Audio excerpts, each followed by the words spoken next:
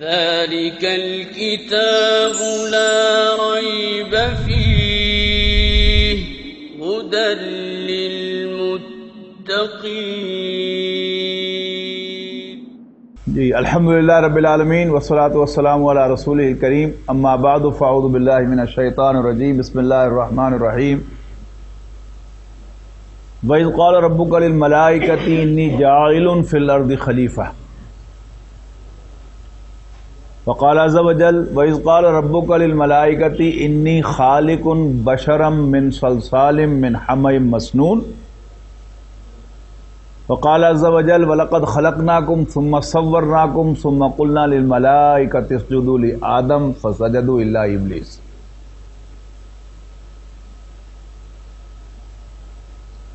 قرآن مجید میں تخلیق کی آدم کا ذکر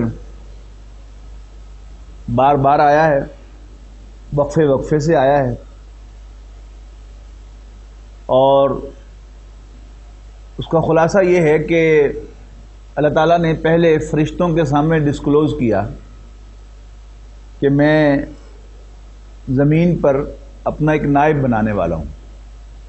تو فرشتوں نے حیرت سے کہا، یعنی ظاہر ہے اللہ تعالیٰ نے کچھ نہ کچھ تفصیل بھی بتائی ہوگی کہ وہ کیسا ہوگا، اس کی نیچر کیا ہوگی وغیرہ وغیرہ. تو فرشتوں نے اپنے کنسرن کا اظہار کیا، تو اللہ تعالیٰ نے کہا کہ میں تم سے بہتر جانتا ہوں. پھر قرآن مجید میں ایک سے زائد مرتبہ یہ بیان ہوا کہ یاد کرو جب ہم نے فرشتوں سے کہا کہ میں زمین میں مٹی سے، کہیں کہا گارے سے، کہیں کہا سنے ہوئے گارے سے، کہیں کہا کھنکھناتے ہوئے گارے سے ایک بشر بنانے والا ہوں. تو جب میں اس کو سنوار چکوں، یعنی پہلا سٹیپ ہے بنانا، پھر سنوارنا، اور پھر وَنَفَخْتُ فِيهِ مِن رُوحِي، اور اس میں اپنی روح میں سے پھونک چکوں، فَقَعُوا لَهُ سَاجِدِينَ، تو اس کے سامنے سجدے میں گر پڑنا.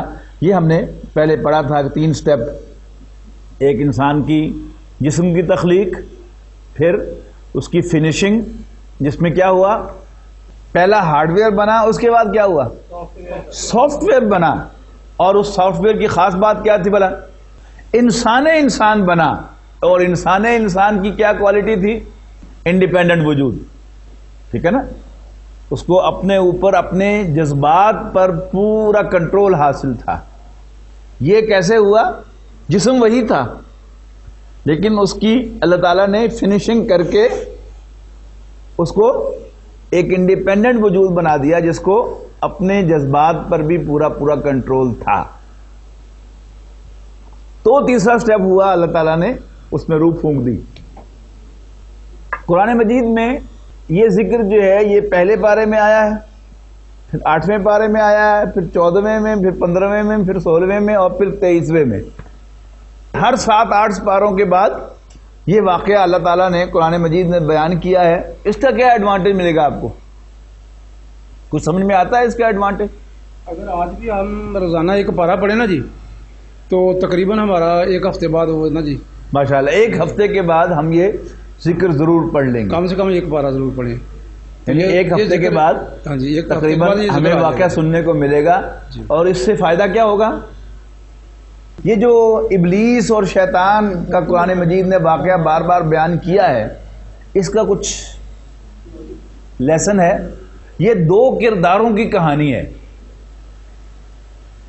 2 کرداروں کی کہانی ہے جن دونوں سے اللہ کی نافرمانی ہوئی. شیطان سے بھی ہوئی اور آدم و حوا سے بھی ہوئی. آدم و حوا پرسن 2 ہیں لیکن کیریکٹر ایک ہے. لیکن فرق کیا ہوا، شیطان جو ہے وہ اکڑ گیا اور اس نے اپنی غلطی نہیں مانی، جبکہ آدم و حوا نے اپنی غلطی تسلیم کی اور مزید کیا کیا، معافی مانگ لی. یہ ہے اصل مورل لیسن کہ as long as we are human beings, تو ہم سے غلطی ہونی ہے. ٹھیک ہے نا، as long as we are human being we are bound to error. ٹھیک، ایرر ہو جانا کوئی بڑی بات نہیں. لیکن ایرر کے بعد معافی مانگنا جو ہے یہ کیا ہے؟ ہم سب کچھ غلطی کر کے بھی اگر معافی مانگ لیں گے تو yet we can become Allah's favourite. Adam و حوا اللہ کی فیوریٹ ہے نا. اور ابلیس کیا ہے؟ کنڈیمڈ، تو نکالا گیا، دفع کیا گیا، ٹھیک ہے نا. کنڈیمڈ کیریکٹر ہے اور یہ اللہ کا فیوریٹ کیریکٹر ہے. جبکہ نافرمانی تو دونوں سے ہوئی. تو وٹ میکس دا ڈفرنس؟ توبہ، استغفار جو ہے، غلطی کا ماننا، کنفیشن اور فرگیونیس، ٹو سیک فرگیونیس. یہ کیا ہے؟ یہ سارا کا سارا فرق جو ہے پیدا کرتا ہے. اچھا، مختلف صورتوں میں جو اس کا ذکر آیا ہے، سب سے زیادہ تفصیل کے ساتھ قصہ آدم و ابلیس کہاں ملتا ہے آپ کو بلا؟ سورہ اعراف میں.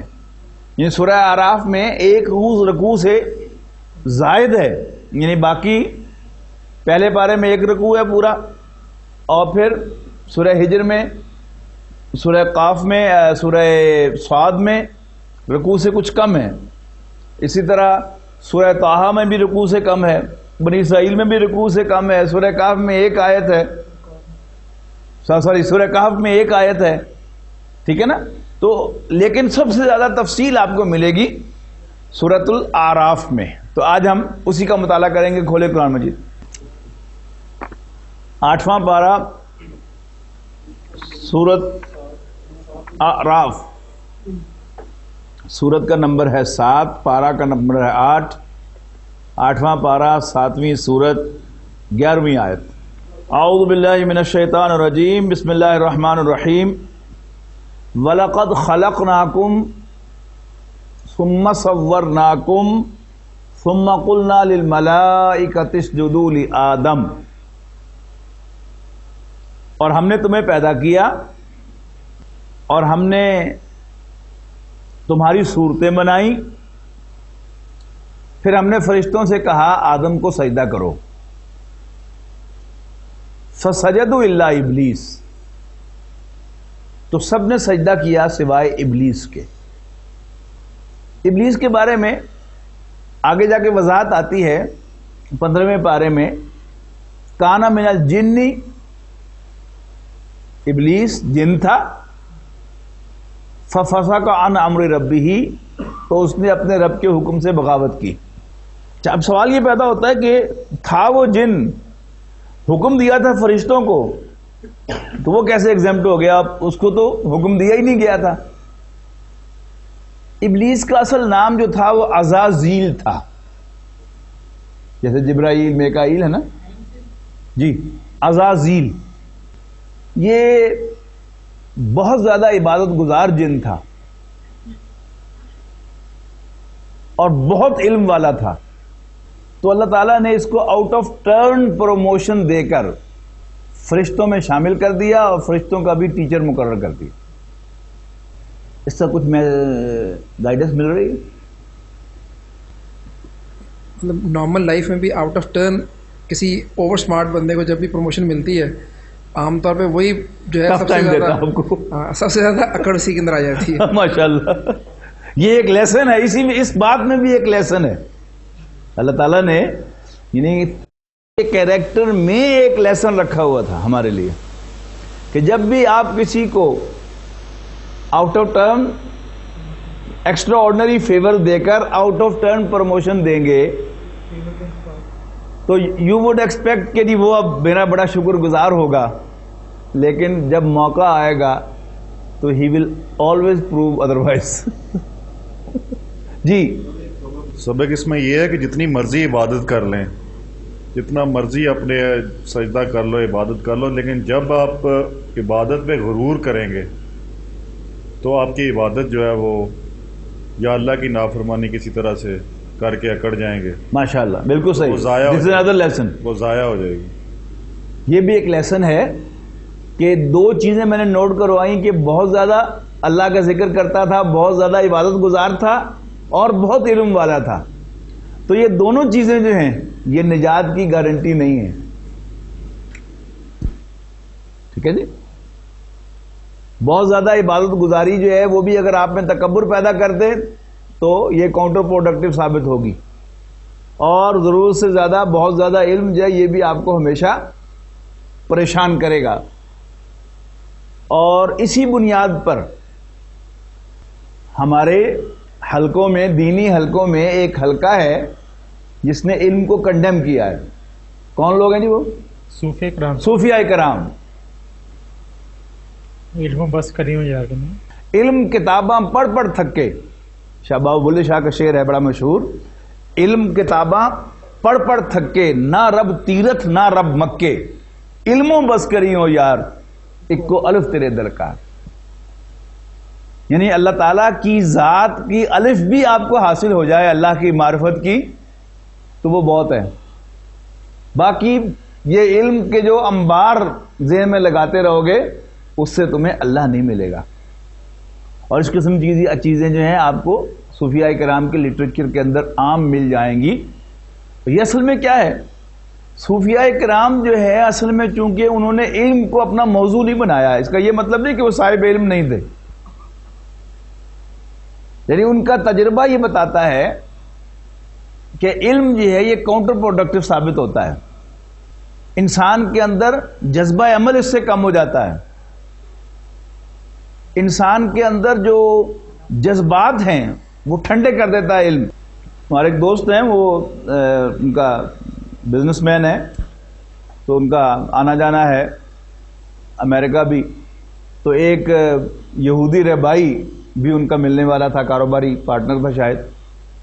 کہتے میں اس کے گھر گیا تو وہاں ایک بڑا سا کتبہ لگا ہوا تھا، logic is a tool to lie with confidence. Logic is a tool to lie with confidence.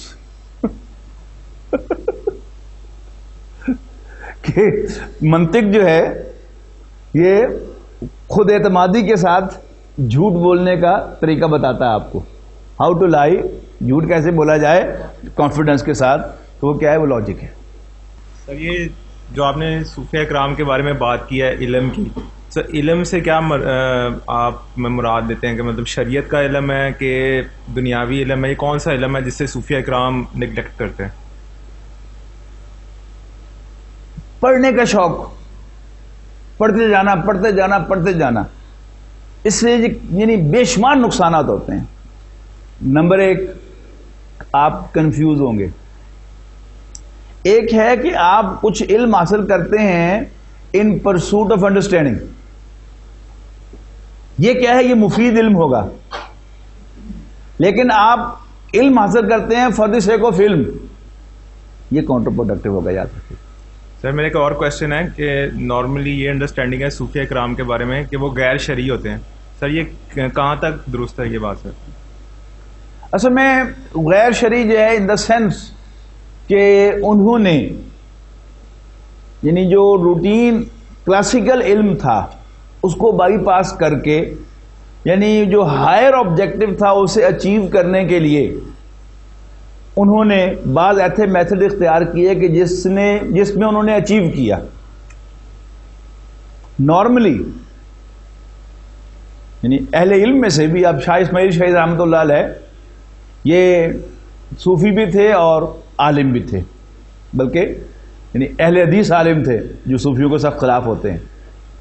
لیکن ایک دائی جو ہے نا، دعوت دینے والا مبلغ، اس کے سامنے نمبر 1 پرائورٹی کیا ہوتی ہے؟ علم، تبلیغ، علم نہیں. تو شاہ صاحب رحمۃ اللہ علیہ نے ایک مرتبہ خطاب کرنا تھا جامع مسجد دہلی میں. خطاب کر کے جب نکل رہے تھے تو ایک آدمی آیا باہر سے. میں نے کہا شاہ صاحب کا خطاب ہو گیا؟ لوگوں نے کہا ہو گیا. میں نے کہا ہو، میں تو بڑی دور سے آیا تھا. میں کہا نہیں ابھی ہونا ہے، آ جاؤ. دوبارہ اس کو اندر لے گئے، ممبر پہ بیٹھ کے باقاعدہ پورا خطاب دوبارہ کیا، جسٹ فار ون مین. لوگوں نے کہا کہ آپ نے یہ کیا کیا؟ ان کے پہلے بھی اللہ کو راضی کرنے کے لیے کیا تھا، اب بھی اللہ کو راضی کرنے کے لیے کیا. یعنی مطلوب کیا ہے؟ اللہ کو راضی کرنا. اور دل میں کیا ہے کہ شاید جو 500 بندہ میری تقریر سن کے گیا ہے پتہ نہیں ان میں اتنی طلب تھی کہ نہیں تھی، یہ بڑی دور سے آیا ہے، اور اگر میرے اندر ہمت ہے کہ میں اس کو دوبارہ جو ہے وہ میسج دے دوں تو why should not I give. اب یہ کیا ہے، یہ علم کے پیمانوں سے آپ کسی مفتی سے پوچھیں کہ یہ کرنا ضروری تھا، کہتے ہیں نہیں بالکل ضروری نہیں تھا. لیکن اب اپنے دل میں آپ ہوتے ہو آدمی کی جگہ، تو آپ کے دل پر کیا اثر ہوتا ہے اس کا؟ آپ غلام نہ ہو جاتے شاہ صاحب کے اسی وقت. اب صوفیاء کرام نے ہمارے آباء و اجداد کو لاکھوں کے حساب سے انہوں نے مسلمان بنا لیا. کیسے بنا لیا؟ وہ فقہ کے جو ہیں اصولوں کے مطابق چل چل کے نہیں کیا تھا انہوں نے. اب یہی شاہ صاحب ہیں. ایک آدمی نے کہا کہ جی آپ جو دین پر عمل کرنے والے لوگ ہیں ان کو تبلیغ کرتے ہیں، وہ فلانی جو فاحشہ عورت ہے اس کو تبلیغ کیوں نہیں کرتے جا کے؟ انہوں نے کہا اچھا چلو میں اس کو بھی تبلیغ کروں گا. جا کے گئے، اس کو رات کی پیمنٹ کر دی اور اس سے کہا کہ اب میرا حق ہے نا کہ جو میں چاہوں تم سے کر سکتا ہوں. میں نے کہا جی بالکل. میں نے کہا اچھا بس غسل کرو، وضو کرو. اس کو مسئلے پہ کھڑے کر کے خود سجدے میں گر گئے کہ اللہ میں تو اتنا کر سکتا ہوں، اب اسے ہدایت دینا تیرا کام ہے. ٹھیک ہے. اب فتویٰ لے جا کے کسی عالم سے. مجھ سے بھی آپ پوچھیں گے کہ انہیں ایسا کرنا چاہیے تھا، میں کہوں گا نہیں کرنا چاہیے تھا. کیوں؟ یہ خطرناک ہے، شریعت اس کی اجازت نہیں دیتی. ٹھیک ہے نا؟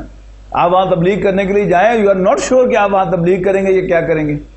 دیکھیں ہمارے دین نے منع کیا ہے کہ سگے بہن بھائی جائیں وہ بھی ایک علیحدہ کمرے میں نہ بیٹھیں. چاہے جائے کہ آپ کسی طوائف کے کوٹھے پہ چلے جائیں، لیکن بہرحال ہی ٹوک اے رسک. لیکن عجیب کر لیا انہوں نے اس میں. اسی طرح